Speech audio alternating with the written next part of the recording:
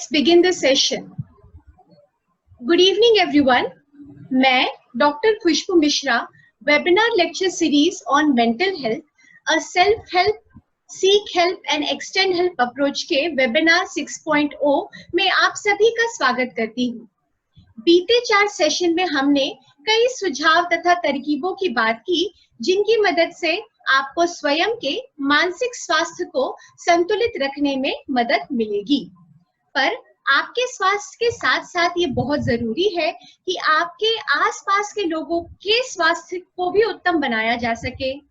आज का लेक्चर इसी आयाम को पर प्रकाश डालेगा कि किस प्रकार आप अपने आसपास के लोगों के लिए उपयोगी हो सके तथा उनको सही ढंग से मदद कर सके। आज हमारे बीच डॉक्टर गौरव कुमार राय सर हैं। इनके व्यक्तित्व की छवि इनकी सादगी और सौम्य चरित्र से मिलता है। आप चाहे बहुत ही उम्दा विद्यार्थी हो या ठेठ देहाती, डॉक्टर गौरव के साथ बात करने से आपको उनके साथ एक कनेक्शन बनाने में जरा भी कठिनाई महसूस नहीं होगी। डॉक्टर गौरव वर्तमान में department of psychology, Rajiv Gandhi south campus BHU Mirzapur में असिस्टेंट प्रोफेसर के पद पर कार्यरत है। वहां वे काउंसलिंग एंड साइकोथेरेपी के क्लासेस लेते हैं। इन्होंने बनारस हिंदू यूनिवर्सिटी से पीडीएफ की उपाधि प्राप्त की है तथा इसी के साथ साथ अन्य 2 विषय दर्शन शास्त्र तथा yoga and science of living में मास्टर्स किया है।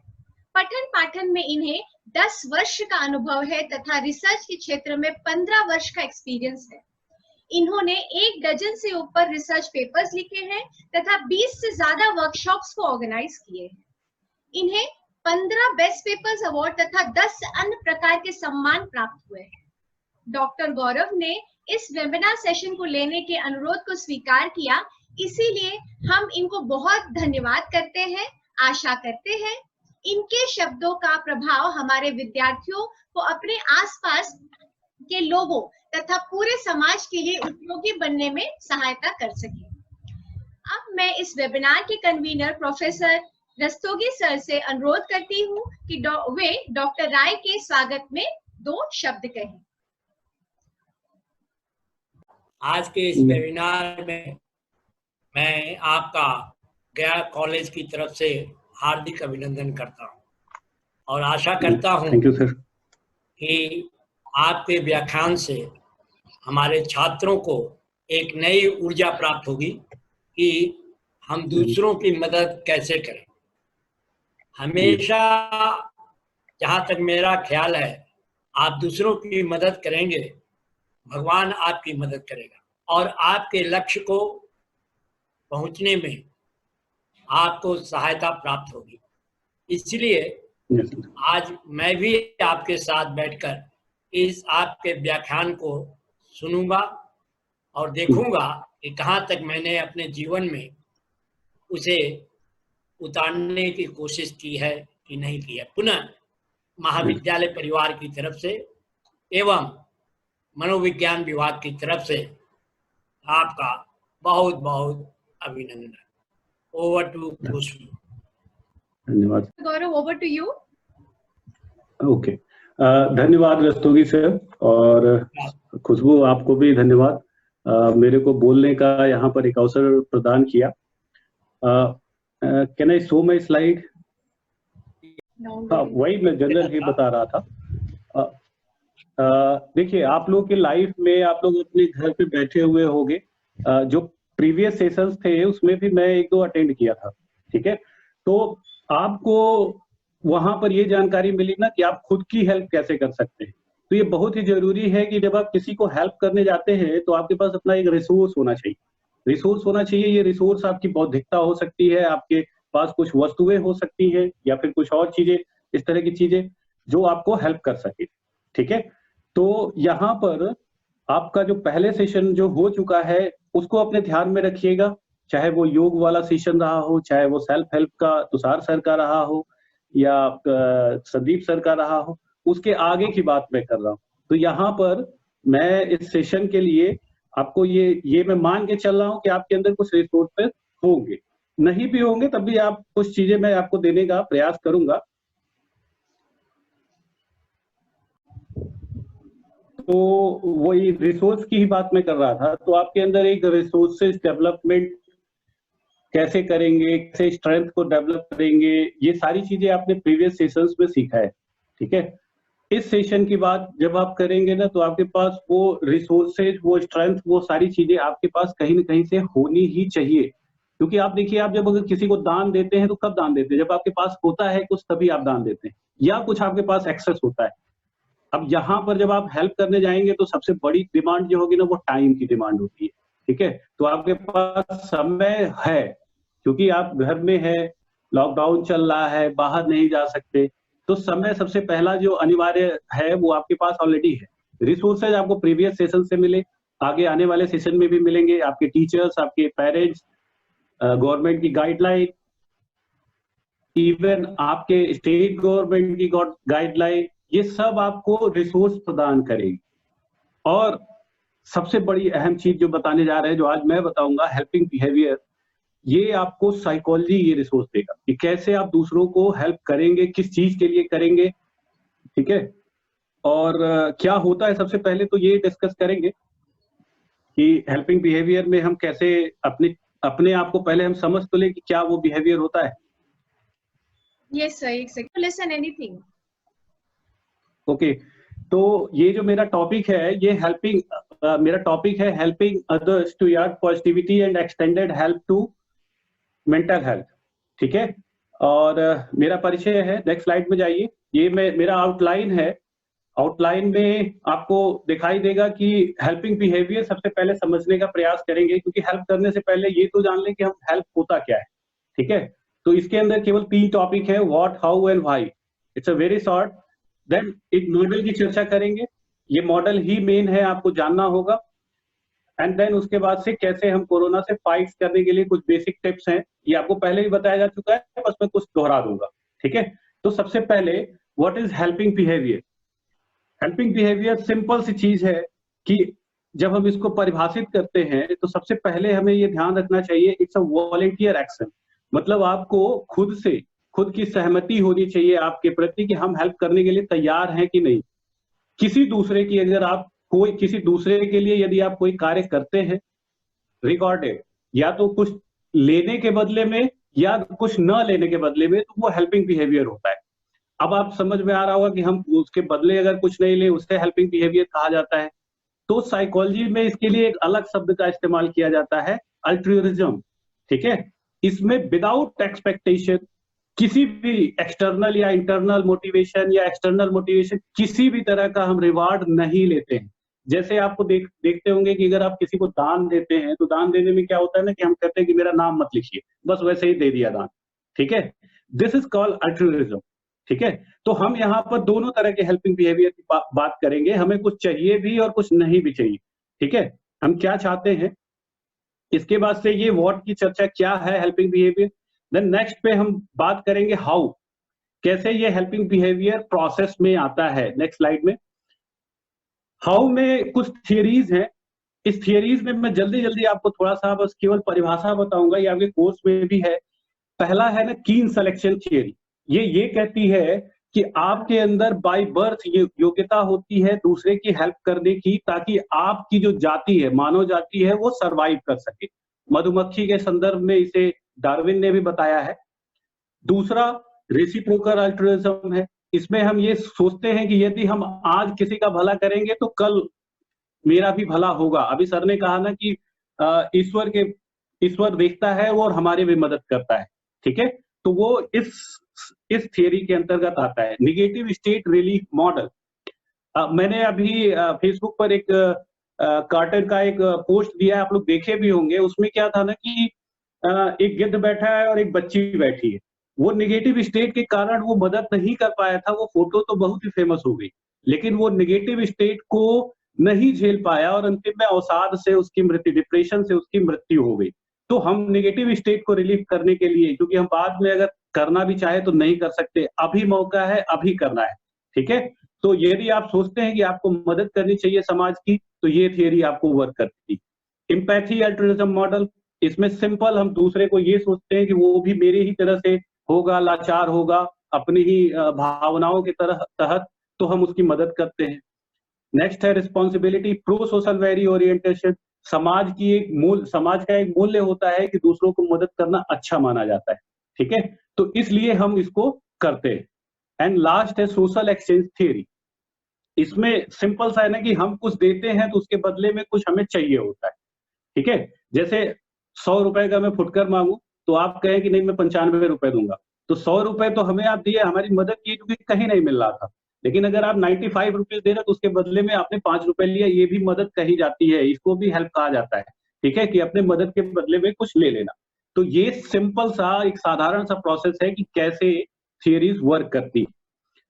अब आपको ये बता दूं कि क्यों हेल्पिंग बिहेवियर, क्यों, क्या क्या चीज आपको मिलती है इसके बदले में। एक सहायता करने के बाद आपको क्या मिलता है? It's make you happy. जब भी आप किसी की हेल्प करते हो ना, तो हेल्प करने के बाद आपको एक अजीब सी सांत्वना मिलती है, ठीक है। वो सांत्वना जब आप पॉजिटिव साइकोलॉजी पढ़ेंगे तो दैट्स लीड टू हैप्पी, मतलब वो आपकी खुशहाली से कहीं ना कहीं से जुड़ जाता है, ठीक है। सोशल कनेक्शन, आप लोगों से जुड़ते हैं, लोगों से बात करते हैं तो आपका सोशल कनेक्शन आपका बढ़ता जाता है, ठीक है।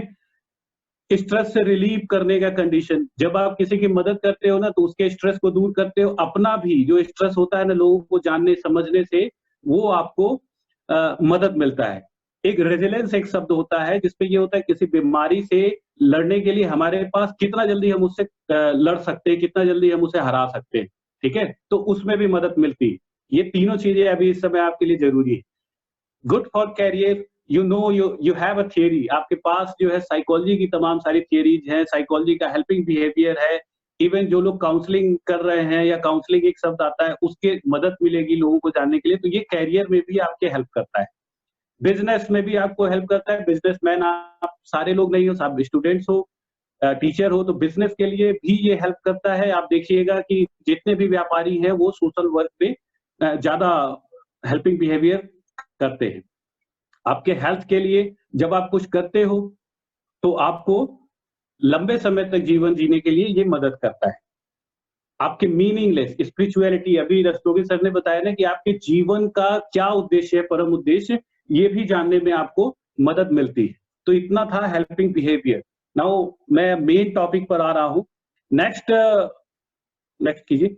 एक मॉडल है, इसमें आपको समझने का प्रयास करना है, ये मैं कोविड-19 के टर्म में बता रहा हूं। इसमें 3 तरह के लोग आपको मिलेंगे। पहला फोबिक टाइप मिलेंगे, दूसरा मैनिक टाइप मिलेंगे, तीसरा जो होगा बैलेंस्ड पीपुल होंगे। तो सबसे पहले आपको बैलेंस्ड पीपुल बनना होगा, ना ही फोबिक टाइप ना ही मैनिक टाइप। बैलेंस टाइप कैसे बनेंगे? बैलेंस पीपुल में अगर आपको आना है तो पहले के जो सेशंस थे, खुद को पहले योग करिए, अपने आप को सेल्फ को मजबूत बनाइए, जानकारी लीजिए, रिसोर्सेज जनरेट कीजिए, ये बैलेंस्ड पीपुल का लक्षण है और यही आपको सबसे पहले बनना होगा। अब फोबिक टाइप में बता दूं, फोबिक टाइप में ये होगा ना कि कोरोना, फोबिक मतलब होता है भय, अति भय, ठीक है।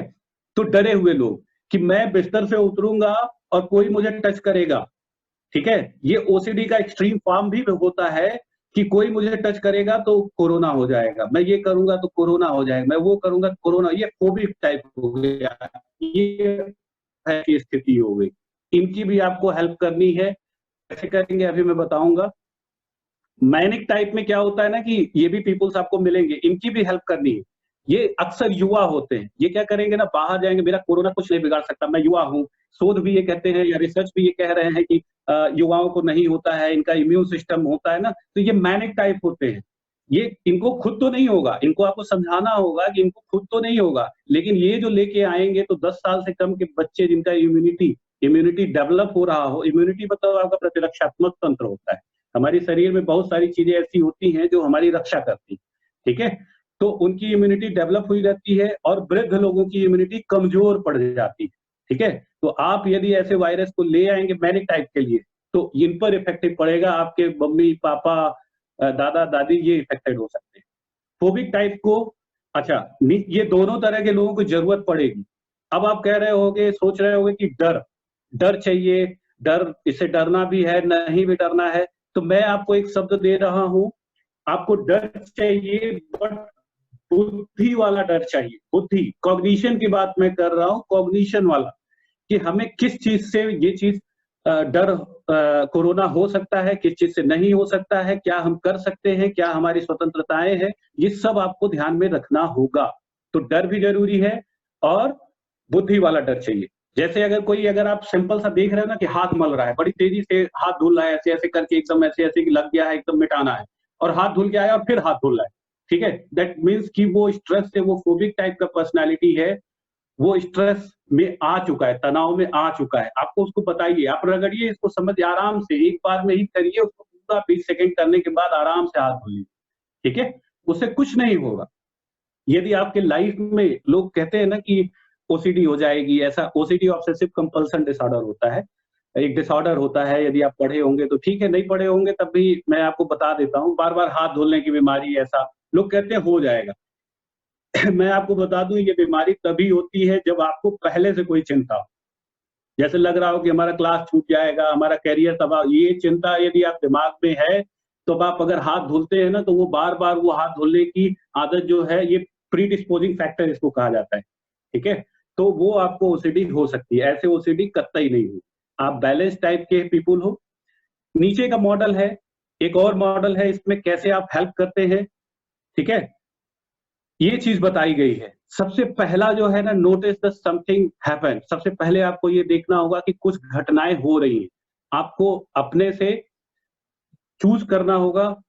लोग के कॉल आ सकते हैं, लोग आपसे फोन कर सकते हैं, लोग आपसे बात कर सकते हैं, ठीक है, इसके लिए आपको अपने सारे सेंसरी ऑर्गन्स खुले रखने होंगे, ठीक है। उसके बाद आता है interpreted event as an emergency. इसका मतलब ये है कि क्या वह इमरजेंसी सिचुएशन है कि हम उसमें मदद करने के लिए आगे बढ़े, ठीक है। इसमें आपको अपनी कॉग्निटिव एबिलिटी यूज करनी होगी।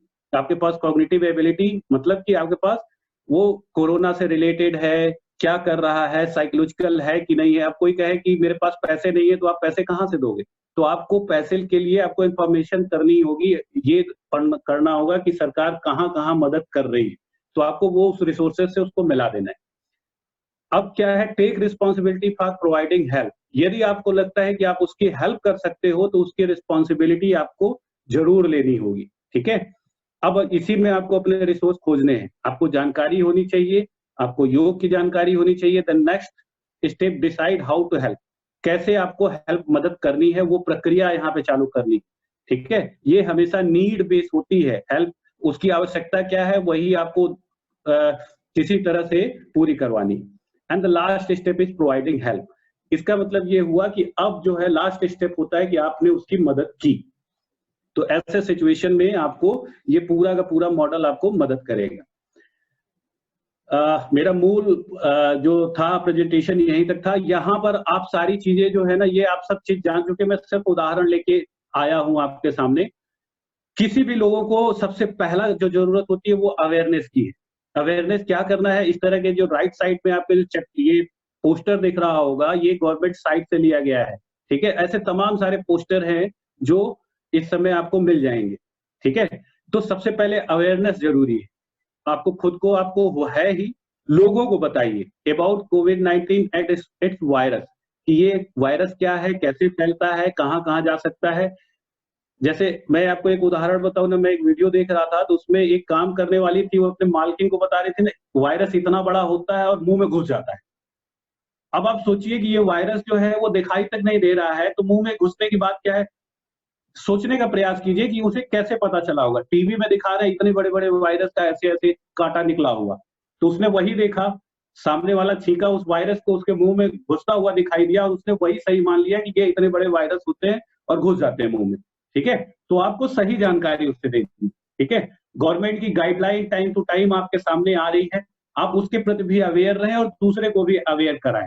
Immunity is the best important thing. आपको इस समय आयुष मंत्रालय एक है, वो जारी कर रहा है क्या खाना चाहिए, क्या पीना चाहिए, कौन सा योग करना चाहिए। इवन आपके पहले सेशन में भी इस पर बहुत सारी चर्चा हो चुकी है, ठीक है। इसके अलावा इमरजेंसी नंबर्स आपको पता होना चाहिए। आपको ये सब एम्बुलेंस, पुलिस, ये सब तो पता ही होगा, लेकिन सोशल वर्कर्स, आपके डीएम, एसपी, ये सब के नंबर हो रहे हैं, ये सब इमरजेंसी नंबर्स हैं, ये आपको पता होना चाहिए। कहीं भी इमरजेंसी दिखे तो आपको तुरंत कॉल करना है। यहाँ पर दूसरे का इंतजार मत कीजिए, आप तुरंत कॉल कीजिए, उन लोगों को बताइए, ठीक है, तो ये अवेयरनेस है जो सभी के लिए जरूरी है, सभी एज के लिए सबको जरूरी, और दूसरे को भी आप इसके लिए जागरूक कीजिए। फैमिली लेवल पर मैंने पहले ही बताया, आप क्या हेल्प कर सकते हैं, आप उनको योग सिखा सकते हैं, इम्यूनिटी बूस्टर की ट्रेनिंग दे सकते हैं, पर्सनली जाके फोन पर जाके फूड और हाइजीन की ट्रेनिंग दे सकते हैं, कैसे स्वच्छ, हाइजीन मतलब स्वच्छता रखे, ठीक है, और फूड क्या लेने चाहिए उन्हें, ये सब बता सकते हैं। इवन इसके अलावा अगर और पॉजिटिविटी हैप्पीनेस आपको देनी है तो फैमिली पार्टी और अदर एक्टिविटीज में उनको इन्वॉल्व कर सकते हैं, ठीक है। नेक्स्ट, इसमें क्या है कि चिल्ड्रन पे, बच्चे भी इस समय है ना कि उनको ये सब समझ नहीं है, तो उनके लिए आप क्या कर सकते हैं, तो आप अपने से छोटे जितने लोग हैं उनको एटलीस्ट पढ़ाइए, इससे क्या होगा ना, आपकी चीजें भी रिवाइज होंगी, आप हेल्प भी करोगे और उनकी मदद भी हो जाएगी, ठीक है। आपके यहाँ नहीं है, दूसरे लोग हैं, फोन पे आप पढ़ा सकते हैं, पूछ सकते हैं, व्हाट्सएप पे होमवर्क ले सकते हैं, ड्राइंग बनवा के ले सकते हैं, तमाम सारी चीजें आप करके उसकी मदद कर सकते हैं। बच्चों, न्यू गेम लर्निंग पर्पस के दृष्टिकोण से, एक सीखने के दृष्टिकोण से एक नए गेम का इजाद कर सकते हैं, ठीक है।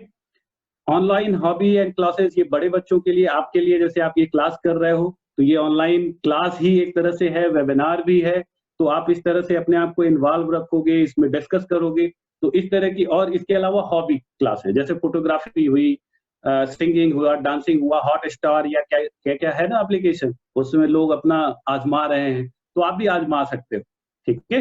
सो इस तरह से ये ऑनलाइन हॉबी क्लासेस को भी आप ज्वाइन करके मदद कर सकते हैं और दूसरे को बता भी सकते हैं, ठीक है।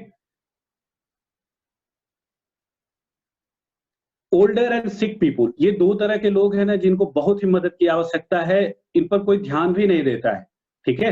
जो वृद्ध लोग हैं या जो बीमार लोग हैं, खास करके जिनको शुगर है, कैंसर है, ऐसे जो क्रॉनिकल या फिर जो मृत्यु वाले रोग हैं, उनको जिनको हुआ है ना, उनको इस समय केयर की बहुत जरूरत है, दवाई मिलने में बड़ी दिक्कत हो रही है, उनका पेन बढ़ रहा है, ठीक है। तो इसके लिए आपको उनके हेल्थ और हाइजीन के लिए लोगों को सतर्क करना होगा। मेंटल हेल्थ पीपुल्स भी, इसमें मैंने भूल गया, मेंटल हेल्थ, मेंटल प्रॉब्लम जिसको है उसके लिए भी ये कंडीशन, चूंकि वो जान ही नहीं रहे हैं बाहर क्या है, वो जान ही नहीं रहे हैं, इसलिए आप उनको हेल्प करने के लिए, उनके स्वास्थ्य की देखभाल करने के लिए उनके घर वालों को मोटिवेट कर सकते हैं, खुद को भी मोटिवेट कीजिए, दूसरे को भी मोटिवेट कर सकते हैं। इसके अलावा घर में पॉजिटिविटी लाने के लिए उनका आदर कीजिए, उनको उनके लाइफ के एक्सपीरियंस को सुनिए, उनके नॉलेज को सुनिए। मॉडरेट यूज, अब मैं ये नहीं कह रहा हूँ कि न्यूज नहीं सुनना है, लेकिन आप न्यूज जो है ना, मेरे पास 2-3 फोन आए थे, वो ये कहे, आपको उदाहरण बता दे रहा हूँ, वो ये कह रहे हैं कि उनको बहुत ही, हमारे जो पापा है बड़ी चिंता हो गई, खास एज के थे, तो मैं जब वो हमसे कह रहे तो हम कहे पहला काम कीजिए ना कि न्यूज अपडेट उन्हें देना बंद कर दीजिए, आज इतने मर गए, आज इतने हो गए, ठीक है। अब सुनाइए उन्हें न्यूज कि आज चलिए ये कंडीशन है, अब उन्हें बताइए, ठीक है, अच्छा है कि हमारे समाज से जिनको वायरस वाला ये डिसीज हो रहा है ना, वो निकल जा रहे हैं, ये अच्छी बात है, हमें रहना सीखना है, ठीक है। और इसके अलावा, ये तो मेरा लास्ट स्लाइड था आई थिंक, इसके बाद थैंक यू वाली स्लाइड है। एक और मेरे दिमाग में अभी विचार आया, मैं ये तमाम अभी शराब की दुकानें खुली थी, मैं आपको ये बताना चाह रहा हूँ कि साउथ इंडिया में मैंने कहीं देखा ना कि वो कहा कि छाता लगा के आएंगे तभी आपको मिलेगी। अब ये छाते का कॉन्सेप्ट क्या है, आप खुद सोचिएगा, यूज करिएगा, लोगों को बताइएगा, मेरे को बहुत अच्छा लगा, मैं आपको बता रहा हूँ। 2 छाते यदि खोल दिए जाएं तो हम क्या कह रहे हैं कि 1 मीटर का डिस्टेंस होना चाहिए, यदि 2 छाते खुल जाएं और आपस में लड़े ना, तो आपस में सब लोग 1-1 मीटर के डिस्टेंस पे हों, ठीक है। तो इस तरह का इनोवेटिव आइडियाज आप सोच सकते हैं, यूज कर सकते हैं, और उसके बाद से तो हम लोग तो हैं। आपको ये लास्ट स्लाइड में मैंने आपको थैंक यू दिया है, मेरा ईमेल और फोन नंबर दोनों है, व्हाट्सएप भी इसी पर है, अगर आप कुछ पूछना चाहते होंगे इसके बाद, इस सेशन के बाद की, तो मैं आपके हेल्प के लिए हमेशा हूँ, ठीक है। अब over to Khushboo. Thank you so much, बहुत ही बेहतरीन रहा आपका लेक्चर, और साथ में ये एकदम रियल लाइफ एग्जांपल्स जो आप देते हैं ना, वो एग्जाम्पलरी होते हैं। हम लोग एज ए स्टूडेंट जब आपसे पढ़ा करते थे तो यही एग्जांपल्स हमारे दिमाग पे एक छवि बना देते थे, जो कि कंसेप्चुअल या जो चीजें हम पढ़ते हैं उसको हम रियल लाइफ से जोड़ने में बहुत आसानी महसूस करते थे। यहाँ हमारे साथ बहुत सारे टीचर्स भी हैं, शायद चैट बॉक्स में देखते हैं। अगर किसी को कोई क्वेश्चन है तो वो चैट बॉक्स में लिख सकता है। बाकी जो सीनियर टीचर्स हमारे साथ ज्वाइन किए हैं उनके विचार जानना चाहेंगे। सर अगर वहाँ इंसान अच्छा, अमित आर्यन एक तरह का क्वेश्चन पूछ रहे हैं, इसका हम समझ नहीं पा रहे हैं। Amit, where are you? Just a second, let me search. ये शेयरिंग हम बंद कर रहे हैं स्क्रीन का, अब ओपन फोरम रख रहे हैं। अमित आर्यन,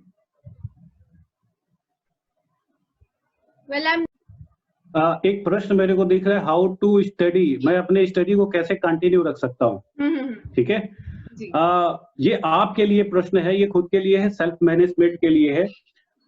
मैं ये नहीं कहूंगा कि मैं एक्चुअली मानवतावादी हूँ, आप खुद डिसाइड कीजिए ना कि इसको कैसे कंटिन्यू रखना है, और मदद हमसे मांगिए कि सर हम ये मदद चाहते हैं, ये पढ़ना चाहते हैं, बताइए क्या होगा। अपने टीचर से मदद मांगिए, मेरे जैसे लोग जो फोन नंबर या वो दे रहे हैं उनसे मदद मांगिए, ठीक है। अपने फेसबुक के फोरम पे, व्हाट्सएप के फोरम पे, जहां भी इच्छा हो रही है आप लिखिए, उसको जानिए, ठीक है। तो ये आपको डिसाइड करना है कि आपको कैसे मदद चाहिए। मदद के लिए यहाँ बहुत सारे लोग हैं, मैं भी हूँ, आपके टीचर्स हैं, ठीक है, तो आप मदद कर सकते हैं, ठीक। यहाँ पे RKP Yadav sir, professor RKP Yadav sir, हम उनके विचार जानना चाहेंगे। अनम्यूट कर रहे हैं सर आपको हम। Yes sir, good evening. Good evening. सबसे मैं तुमको धन्यवाद देना चाहूँगा कि तुमने यह वेबिनार का आयोजन किया इसके लिए, और अभी जो आपके लेक्चर जो चल रहे थे जिनका, वो बहुत अच्छा सलाह दे रहे थे, मैं उनको भी धन्यवाद देता हूँ।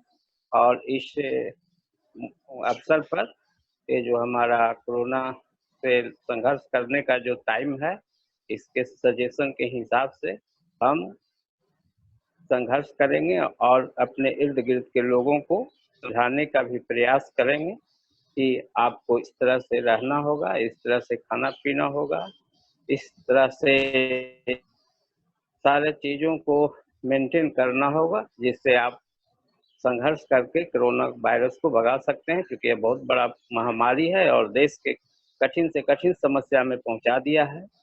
अभी हम देख ही रहे हैं कि हमारे एक वर्ग जो मजदूरा वर्ग है वो काफ़ी से प्रभावित हुआ है, फिर भी वो बहुत साहस के साथ लड़ रहे हैं। हो सकता है आप अगर वो छींक रहा है, पहले आप तो ये समझ लीजिए ना कोरोना होता कैसे है। मैं बस बहुत ही शॉर्ट में बता रहा हूँ, ये केवल आपके जो भी शरीर के अंदर जाने वाले पार्ट हैं, ये नाक हो सकती है, ये मुंह हो सकता है, ये कान हो सकता है, ये आंख हो सकती है, या कहीं फोड़े फुंसी हो सकते हैं। कोरोना इसी रास्ते प्रवेश करता है आपके अंदर, ठीक है। आपके हाथ में लग गया तो ये प्रवेश, ये आपका स्किन बहुत ही मजबूत बना हुआ, इसमें ऐसे नहीं घुस जाता है, ठीक है, छूने से ऐसे नहीं फैलेगा। केवल ये 4 चीजें ही हैं। मास्क लगा के आप इसे ढक सकते हो, कान में वैक्स होता है, वहां पर जाने की संभावना नहीं है। आंख आपको नहीं मलना है, ये आपको बताया गया है, नंगे हाथ से आंख नहीं मलना है। तो आंख पर या तो आप अपने स्पेक्स लगा के चलिए, या ऐसे कभी मत कीजिए जब तक हाथ धुल नहीं, ठीक है। इसीलिए आपको ये कहा गया था, मास्क लगाएंगे ये दोनों चीजें ढक जाएंगी। कान में जाने का कोई वही सवाल ही नहीं उठता है, क्योंकि उसमें वैक्स है, होता है ना गंदगी, वो वैक्स जो होता है ना, वो हमारा इम्यून सिस्टम का ही पार्ट, वो उसको अंदर जाने नहीं देगा, ठीक है। आंख आपकी बची हुई है, आंख के लिए आप जो है गंदे हाथ से मत छुइए, चश्मा गॉगल्स लगाए। यहाँ पे डॉक्टर रामदेव सर भी है मेरे कोलीग। 2 मिनट में सर आप भी अपना विचार करिए, उसके बाद किशोर सर धन्यवाद ज्ञापन। आखिरी के 5 मिनट बचे हैं सर। Ramdev sir. Good morning ma'am. Good morning sir. Hello जी। आज का वेबिनार बहुत अच्छा रहा, सफल रहा। और अभी तो सभी लोग, हमारा जो पूरा विश्व है कोरोना वायरस से हम संक्रमित हैं, और सर का लेक्चर मुझे बहुत अच्छा लगा, साइंटिफिक ढंग से और एक व्यवहारिक ढंग से, दोनों ढंग से समझाने का हम लोग को बहुत अच्छे से प्रयास किए।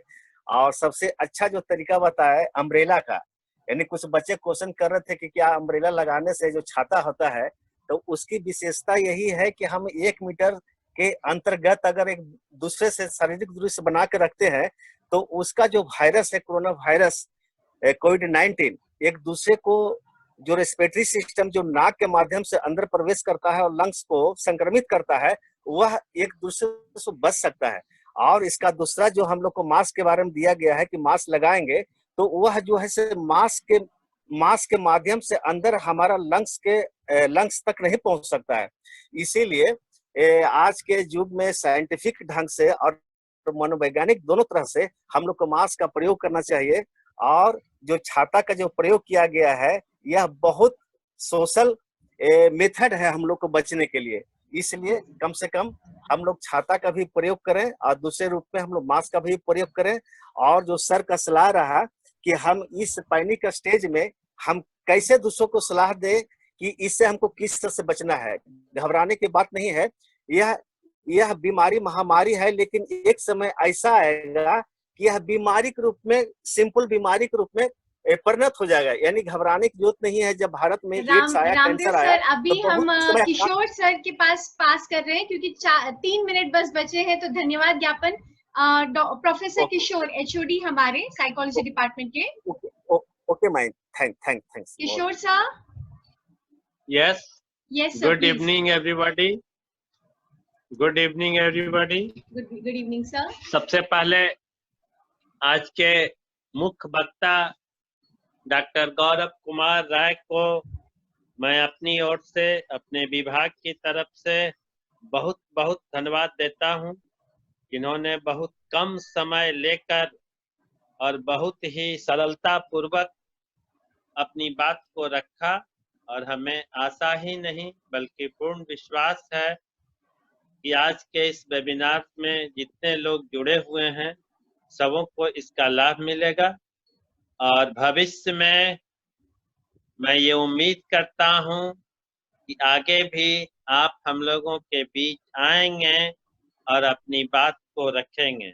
फिर मैं अपने प्रधानाचार्य डॉक्टर DP सिन्हा को धन्यवाद देता हूं, जिनके कुशल निर्देशन में यह सब कार्य संपन्न हो रहा है। और अंत में मैं डॉक्टर खुशबू को बहुत सारा धन्यवाद देता हूँ। Thank you so much sir, thank you. अभी जो मैं स्क्रीन आपके सामने शेयर कर रही हूँ, ये स्क्रीन बेसिकली अब आने वाले वेबिनार का अनाउंसमेंट है। हाँ screen, yes, just a second. Webinar 7.0 ये होगा, ये टॉपिक है seeking help, trajectories and barriers we need to know. किसी की मदद लेते समय क्या क्या बैरियर्स आपके रास्ते में आते हैं, क्या क्या उलझने होती हैं, उस विषय में आगे का लेक्चर होने वाला है। ये lecture miss Nidhi Singh, assistant professor PG centre of psychology, Magadh महिला कॉलेज, पटना यूनिवर्सिटी पटना से रहेंगी ये वक्ता, हमारी स्पीकर। और ये लेक्चर होगा 12 मई को 2020, समय 5 से 5:45।